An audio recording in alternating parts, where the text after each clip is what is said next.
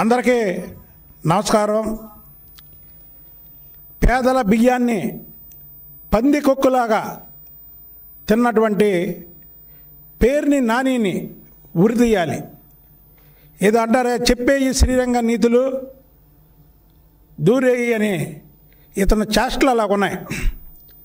ఇతను ప్రతి చిన్న విషయానికి మీడియా ముందుకు వచ్చి కూటమి నాయకులు వాళ్ళని కాదు వీళ్ళని కాదు, చంద్రబాబు నాయుడు గారిని, పవన్ కళ్యాణ్ గారిని, పురంధేశ్వరి గారిని, ఎవరిని పడితే వాళ్ళని ఇష్టానుసారం మాట్లాడమే కాకుండా కులాల పేరుతో వాళ్ళ ఇష్టానుసారం మాట్లాడినటువంటి వ్యక్తి ఇవాళ దాదాపు 187 మెట్రిక్ టన్నుల బియ్యాన్ని పందికొక్కు తింటే, బాగా తింటే ఒక పావు కేజీ 1/2 కేజీ తింటుంది పొలాల్లో. కానీ 187 మెట్రిక్ టన్నుల బియ్యాన్ని ఈ పందికొక్కు తినేసింది, అమ్మేసింది. అదేంటంటే వేయింగ్ మిషన్లో ఏమైనా తేడా ఉందేమో కాబట్టి నేను ఫైన్ కడుతున్నాను అంటాడు. ఇతను ఒక బియ్యపు దొంగ, సముద్రం దొంగ ఉంటాడు, బంగారం దొంగ ఉంటాడు, డబ్బులు దొంగ ఉంటాడు. అలాగే పేరు నాని అనేటువంటి వ్యక్తి ఒక బియ్యం దొంగ. అసలుకి ఇలాంటి దొంగల్ని మనం ఎక్కడ సమాజంలో ఎవరు కూడా క్షమించకూడదు. ఇవి పేద ప్రజల కోసం ప్రభుత్వాలు ఎంతో ఖర్చు చేసి పేదలకు ఇవ్వాలన్నటువంటి బియ్యాన్ని ఇవాళ పందికొక్కలాగా మేసి, పేదలన్న దయా దాక్షిణ్యం లేకుండా ఇవాళ వాళ్ళ సొమ్ము తినడమే కాకుండా 1,72,00,000 ఇవాళ ఎక్కడి నుంచి తెచ్చి నువ్వు డీడీ కట్టావు? ఒక దొంగతనం చేసి నేను నీ వస్తువులు నీకు ఇచ్చేస్తున్నాను దొరికిపోయిన తర్వాత అంటే దొంగ కాకుండా పోతాడా? అసలు నువ్వు ఇవ్వకపోయిన నీ దగ్గర నుంచి రికవరీ చేస్తుంది ప్రభుత్వం, పోలీసులు రికవరీ చేస్తారు దొంగ దగ్గర. ఇవాళ నువ్వు దొరికిపోయినటువంటి దొంగవి. ఏమైపోయావు నువ్వు? నీ కుటుంబం ఎక్కడికి పారిపోయావు? ఇంత బతికి ఇంటి వెనకాతలు చచ్చినట్టు అయిపోయింది ఇవాళ నీ కర్మ. ఎందుకంటే మాటకు ముందు మాట తర్వాత మీడియా ముందుకు వచ్చేవాడివి. ఆఖరికి కాకినాడ పోర్టులో షిప్పులో బియ్యాన్ని ఆపినప్పుడు కూడా నువ్వే వచ్చి చిలక పలుకులు పలికావు. ఇవాళ ఏమైంది? నీ దొంగతనం బయటపడిన తర్వాత నువ్వు ఏమైపోయావు? సాక్షాత్తు లోక్సభలోనే 3/8/2022లో పీయూష్ గోయల్ గారు దాదాపు 6 లక్షల మెట్రిక్ టన్నుల బియ్యం దారి మళ్ళిందని లోక్సభలో చెప్పినటువంటి విషయం. అది కూడా క్వశ్చన్ నెంబరు 248.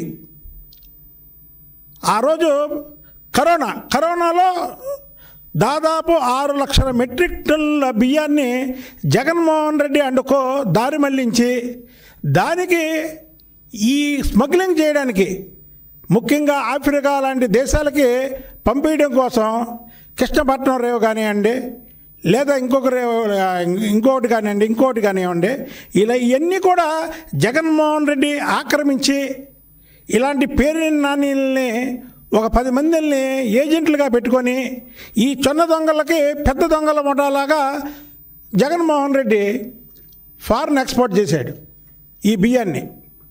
ఇవన్నీ కూడా కూటమి ప్రభుత్వం వచ్చాక ఒకటి బయటపడుతున్నాయి.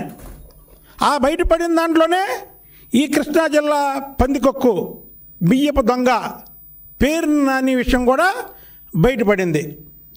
ఇతను తన భార్య పేరు మీద, జయసుధా పేరు మీదే ఆ గోడౌన్ ఉంది. ఈరోజు మధ్యాహ్నం అధికారులు వెళ్ళారు. నువ్వే తప్పు చేయకపోతే ఎందుకు పారిపోయావు? నువ్వు లేఖలు రాస్తున్నావు, ఎక్కడో ఉండి ప్రేమ లేఖలు రాస్తున్నావు కదా, ఏమైపోయావు? నీ కుటుంబం ఏమైపోయింది? నీ కొడుకు ఏమైపోయాడు? మన పోటీ చేసిన కొడుకు చెప్పు. 1999లో నువ్వు పోటీ చేసినప్పుడు అప్పుడు వీటిలో నువ్వు పొందుపరిచినటువంటి నీ ఆస్తి అంతా, అలాగే 2024లో నువ్వు అప్పుడు వీటిలో ఇచ్చినటువంటి ఆస్తి అంతా, ఈ లెక్కలు తేలిపోతున్నాయి. నువ్వు పెద్ద అవినీతిపరుడివి, పెద్ద బియ్యపు దొంగవి. ఆ బియ్యం కూడా ఏమన్నా పేద ప్రజల బియ్యం. ఇక నీకు సిగ్గు ఎగ్గు లేదా? మానవత్వం లేదా? పేదల కోసం ప్రభుత్వాలు ఎంతో సబ్సిడీ ఇచ్చి పేదలకు ఉచితంగా ఇవ్వాలని బియ్యం ఇస్తుంటే ఆ బియ్యం మీద పడిందా నీ కన్ను? ఒక గోడను కట్టించి ఆ గోడను ఆ ప్రభుత్వాలకు అద్దెకిచ్చి ఆ ప్రభుత్వం పెట్టినటువంటి బియ్యాన్ని దొంగతనం చేసావే అంటే నువ్వు ఎంత తెలివిగలవాడివి? దర్జా దొంగ అనుకున్నావు.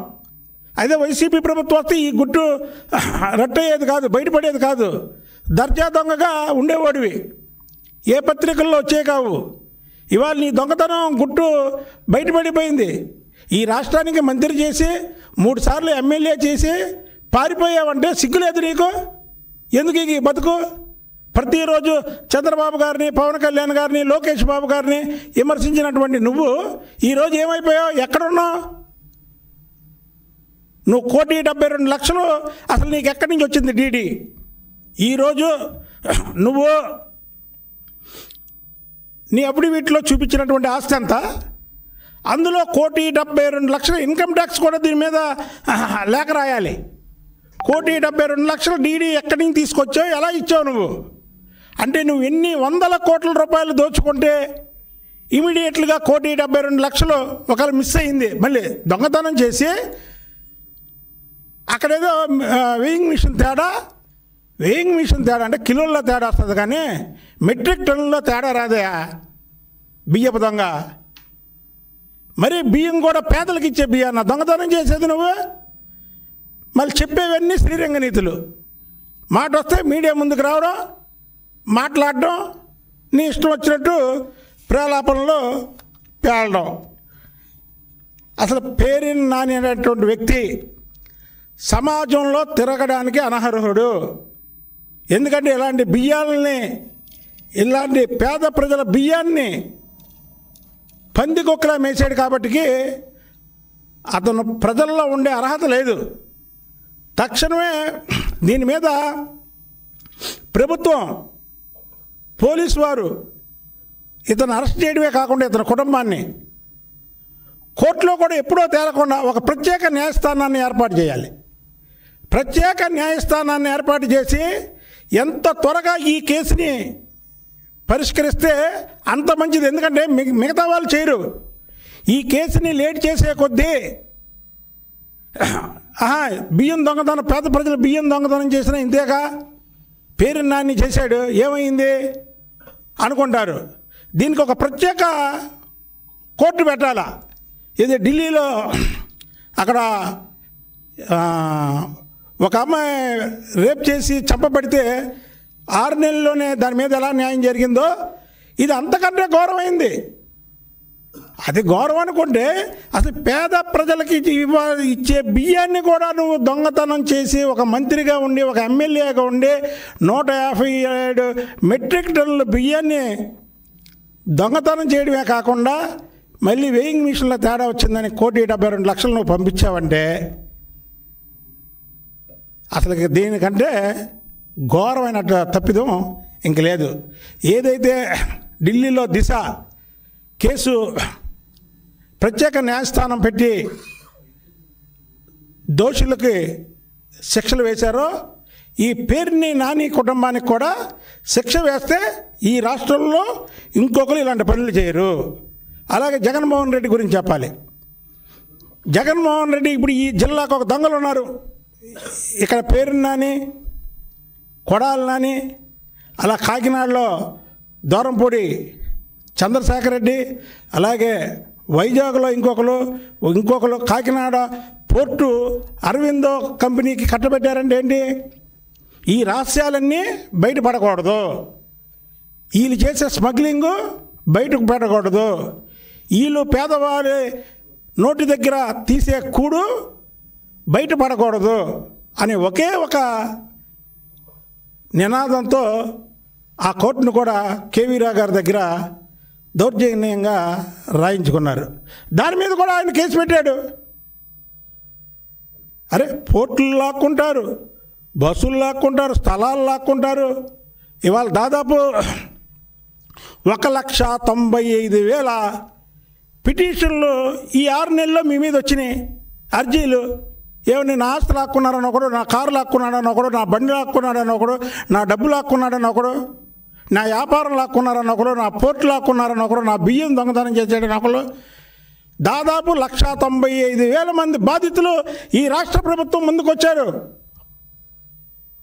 అదే కూటమి ప్రభుత్వం రాకుండా ఉంటే ఈ బియ్యం దొంగతనం బయటపడేది కాదు. ఎక్కడున్నా పేరున్నాని లొంగిపో. ఇప్పటికైనా నిన్ను పోలీసులు బట్టలోడ తీసుకొచ్చే వరకు నువ్వు దాక్కోకు, లొంగిపో. చేసిన తప్పు ప్రజల ముందు ఒప్పుకో, శిక్ష అనుభవించు. నువ్వు చేసింది ఆషామాష తప్పు కాదు. నీకు పబ్లిక్లో ఉరిశిక్ష చేసినా సరే చాలా తక్కువ. నువ్వు పేదల నోటికాడ బియ్యాన్ని నిన్ను 3 సార్లు గెలిపించినటువంటి పేద ప్రజలు, బందర్లో ఎక్కువ ఉండేది పేద ప్రజలు, అలాంటి పేదల మీద కనికారం లేకుండా నువ్వు ఈ బియ్యాన్ని దోచుకు తిన్నావు. నువ్వు మాట వస్తే చర్చికి రా అంటావు. నువ్వు చర్చికి రావడానికి నువ్వు జైలుకి పోతావు. నీకు లెఫ్ట్, నీకు రైటు. మనం కూర్చున్నారుగా జగన్మోహన్ రెడ్డి దగ్గరికి వెళ్ళి, ఒక పక్క నాని, ఒక పక్క వంశీ, మధ్యలో నువ్వు కూర్చొని ఏదో ప్రెస్ మీట్ పెట్టారు కదా, నీకు ఎలాగా రావడానికి లేదు. పంపి వాళ్ళిద్దరిని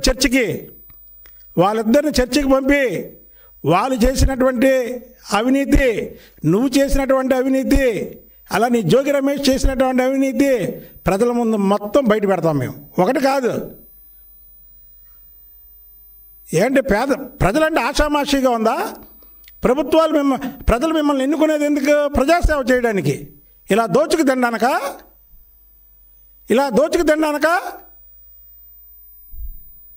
అదే చెప్తారు, ఒక మంచివాడు ముఖ్యమంత్రిగా ఉంటే చంద్రబాబు గారు లాంటి మంచివాడు ఎవరన్నా తప్పుదారిలో నడిచినా ఆయన సరిచేసి సక్రమంగా పనిచేస్తే చేయి, లేదా పక్కకు తప్పుకో అని అంటాడు. అదే ఒక దొంగ ముఖ్యమంత్రి అయితే జగన్మోహన్ రెడ్డి లాగా ఇలాంటి దొంగలు జిల్లాకు ఒకరు బయలుదేరతారు. జిల్లాకు ఒక దొంగలు బయలుదేరి దొంగల పటాగా తయారవుతారు. ఒక ముఖ్యమంత్రి, ఆ ముఖ్యమంత్రి దగ్గర మంత్రులుగా ఉంటారు. కానీ జగన్మోహన్ రెడ్డి దగ్గర ఒక దొంగల ముఠా ఉంటుంది. ఎందుకంటే అతను దొంగ, ఒక దొంగల ముఠా ఉంటుంది. కాబట్టి ఈ పేరు నాని కూడా ఈ దొంగతనం చేశాడు. ఇది స్కామ్ అనడానికి లేదు. స్కామ్ అని ఇంగ్లీష్లో చక్కగా పేరు పెడతారు, తప్పది. స్కామ్ కాదు, ఇది దొంగతనము. ఇది బియ్యం దొంగ. ప్రెస్లో మీడియా వారు కానీ పత్రికల వారు కూడా స్కాము అంటే అదేదో వాళ్ళకి గర్వకారణంగా ఉంటుంది. స్కామ్ అంటే జగన్మోహన్ రెడ్డి 1,00,000 కోట్లు స్కామ్ చేశాడు, దొంగతనం అది. స్కామ్ అనగానే తెలియదు, ఏదో పెద్ద స్కామ్ అంటే ఆయనకి ఏదో బిరుదు ఇచ్చినట్టు ఉంటుంది. అది మీడియా కూడా ఇది ప్రజలకు ఇలా వివరించాలి, వీళ్ళు చేసింది దొంగతనము.